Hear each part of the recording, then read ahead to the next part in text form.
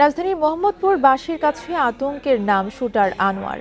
তার অধীনে ছিল 10 থেকে 12টি কিশোর গ্যাং, যার সদস্য ছিল 2 শতাধিক।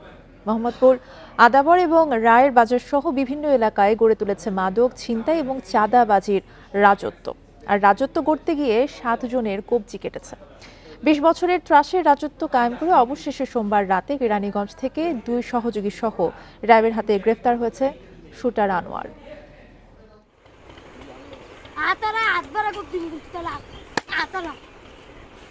এভাবেই শিশুদের ধারালো চাপাতি দিয়ে মানুষ কোপানোর প্রশিক্ষণ দিত মোহাম্মদপুরের কবজিকাটা গ্রুপের প্রধান আনোয়ার।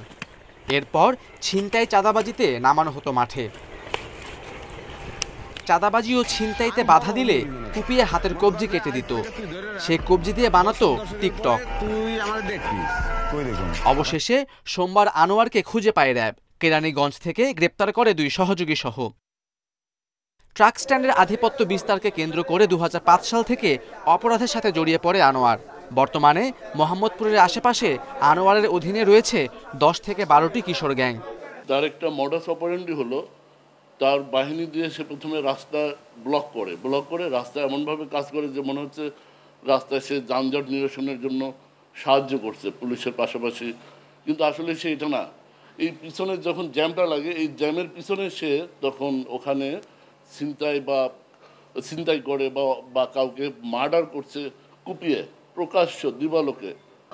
7 থেকে 8 জনের কবজি কেটে হয়েছেন কবজি কাটা আনোয়ার। রয়েছে হত্যাসহ 13টি মামলা।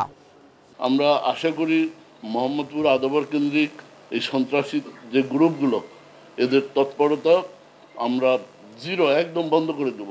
এখানে যত বড় কিলার হোক, যত বড় অপরাধী হোক, সন্ত্রাসী হোক, মোহাম্মদপুর আদাবরে কোনো চাঁদাবাজি, ছিনতাইকারী, কোনো সন্ত্রাসী থাকতে পারবে না।